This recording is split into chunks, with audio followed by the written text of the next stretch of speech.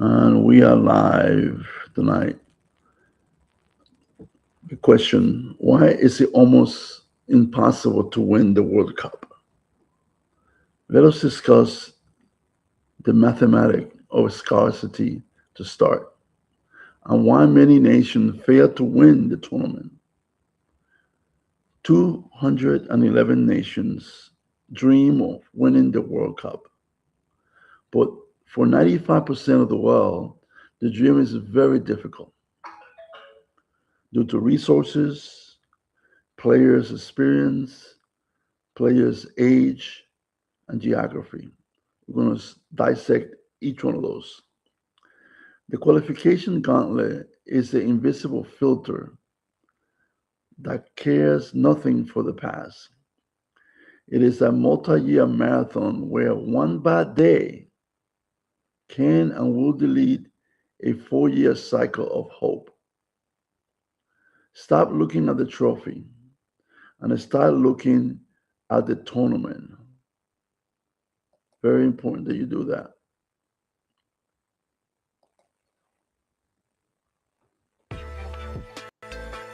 So I have a little bit of music to enjoy the thing.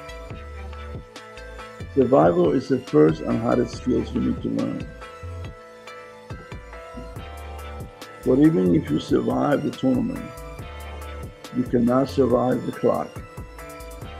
The clock is not your friend, it is your enemy. Think of, think of this, or think of this question. Is a time tax killing your favorite player's legacy? Most fans think legends will be there forever. They think they have plenty of time, but history has shown us otherwise. A world-class peak is a heartbeat, and the World Cup only manifests once every 1,460 days or 4 years. If a player prime is, let's say, 8 years, they are exactly playing twice, they're rolling the dice twice, and one ill-timed hamstring injury not only cost the season, but it cost the entire career and the legacy of that player. Respect the rarity of a World Cup is not a leap. It's a lightning strike you have to catch in a bottle. And catching the lightning strike requires a biological miracle that most nations never see. I call it a biological gamble. People ask me, why do the golden generation, meaning the aging legends, almost always go home empty-handed? Here's why. You can have the best goalkeeper, singular. You can have the best playmaker, singular. You can have the best striker in the world and still win absolutely nothing. Winning requires synchronizing aging. All 11 players must hit their physical peak at the exact same moment, or the gear of the machine will simply grind to a halt. Don't bet on talent alone. Bet on the calendar. Timing is the only coach you cannot hire. You can hire a player, you can hire a coach, you cannot hire time. But even perfect timing can be ruined by a single knee clash in the group stage. I wonder if is the group stage actually a three-question exam that you cannot pass? Let's see. €1 billion squad can be sent to the airport after just 270 minutes of football because of one unlucky deflection of a defender's knee. The group stage is a mini league trap also, where there is no room for a slow start. Lose your first game, and you are already walking dead. You're halfway home. The total and the focus is the only currency that matters. The totally focusing on winning and managing your energy for the game is what matters. In a 3-game sprint, a single blink could be fatal error.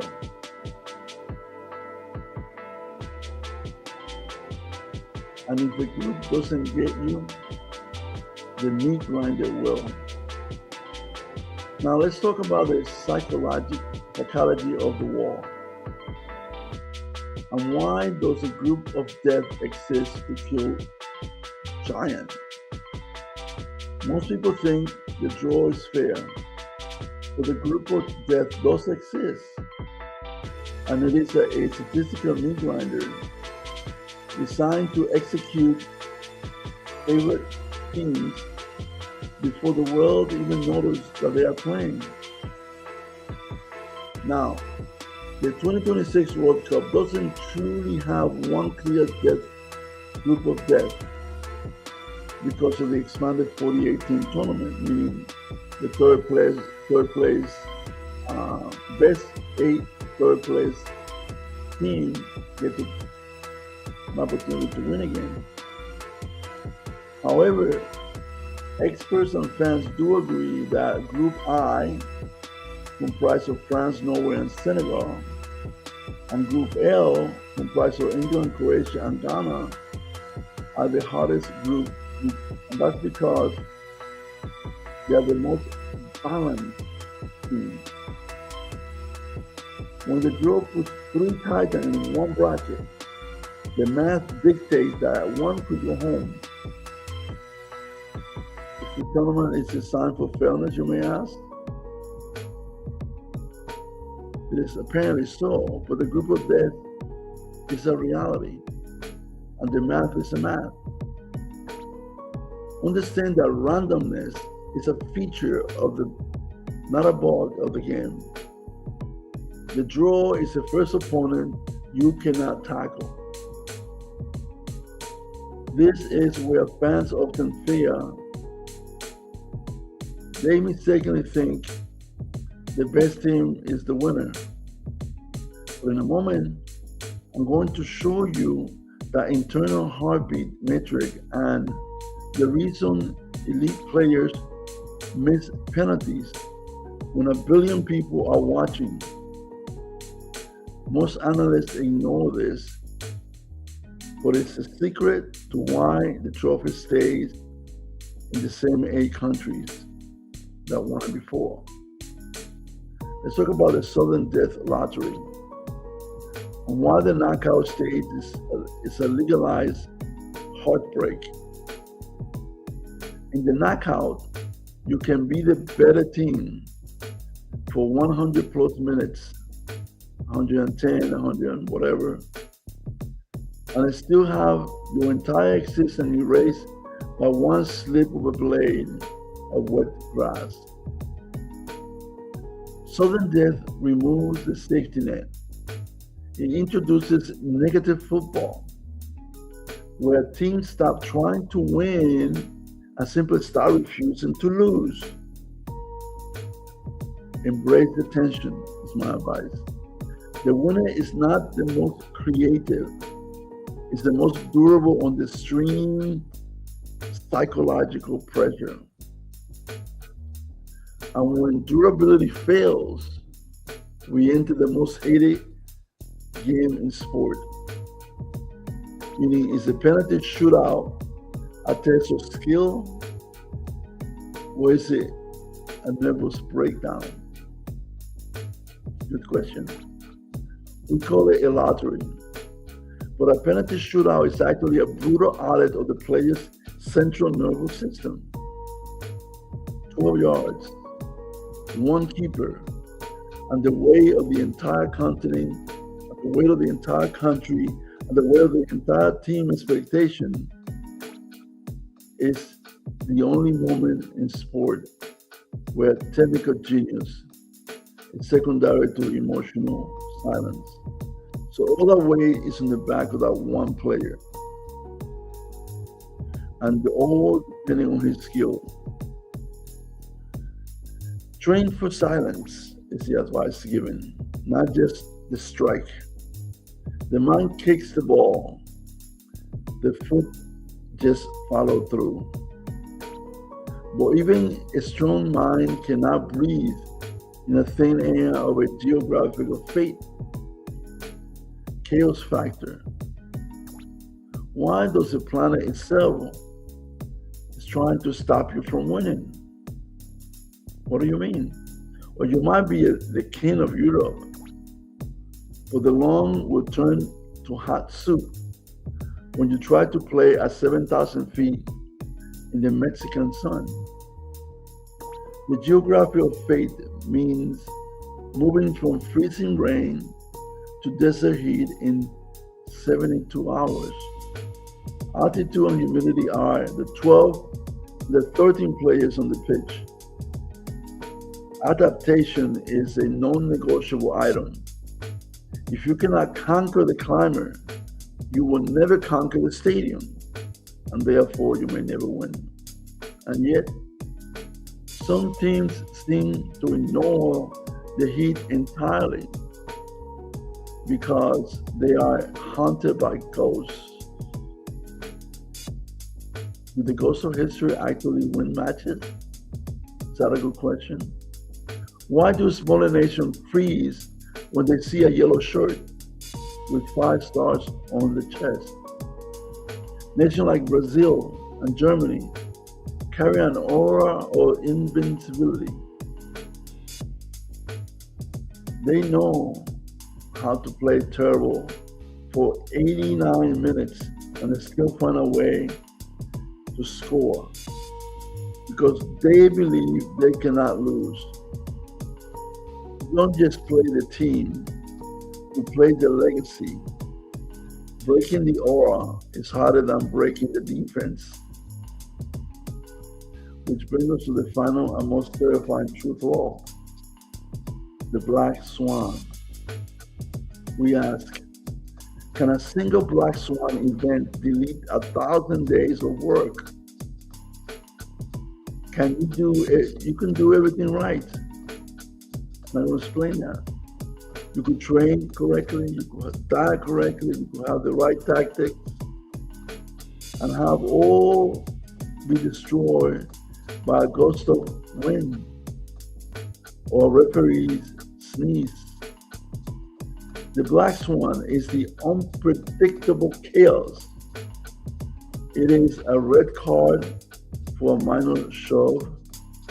It is a VAR decision that's off by a millimeter, or it is a goalkeeper slipping on a patch of mud. Plan for the chaos. But I said that you cannot control it. The World Cup is only a place where perfection isn't enough.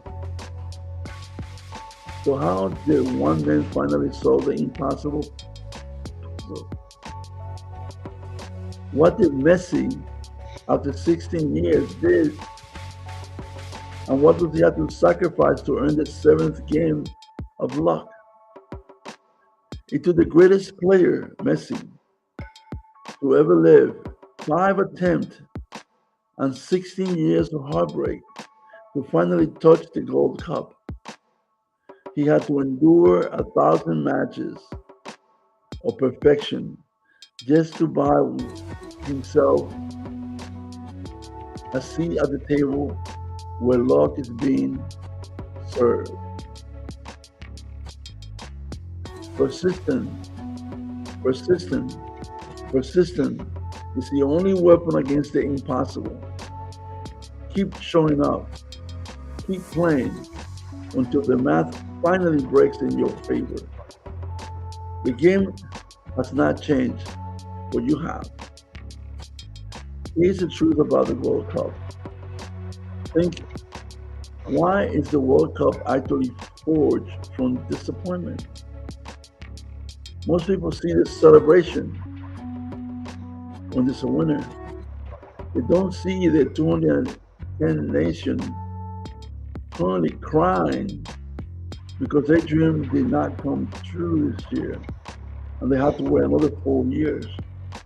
The trophy is not just code, it's a memento to every mistake, every injury, every disappointment, and every unlucky bounce that happened to every one of us. Value the struggle. The difficulty is not a flaw of the game.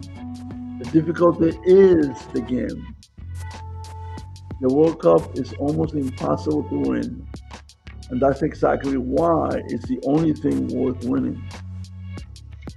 You are now part of a small percentage of fans who don't just watch the game. You understand the struggle. The fan who understands, the team who wins, and the player who succeeds are the ones who start complaining about the difficulties and start engineering their response to it. Now, let's continue the discussion. Here's an engagement question for you. Which nation do you think is currently cursed by the golden generation? Let me know in the comments. I will be replying to most controversial takes that you put in there. If this breakdown helps you understand why the team's heartbreak is actually a statistical possibility, subscribe and let us know how we can answer your question. Help us feed our veterans.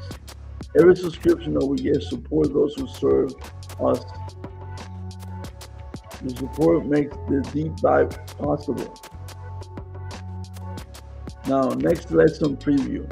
After this, watch my video on FIFA World Cup 2026. Every point tells a story because it explains how the expansion to 48 teams changes the math of survival forever. Check it out. It's right here, right there.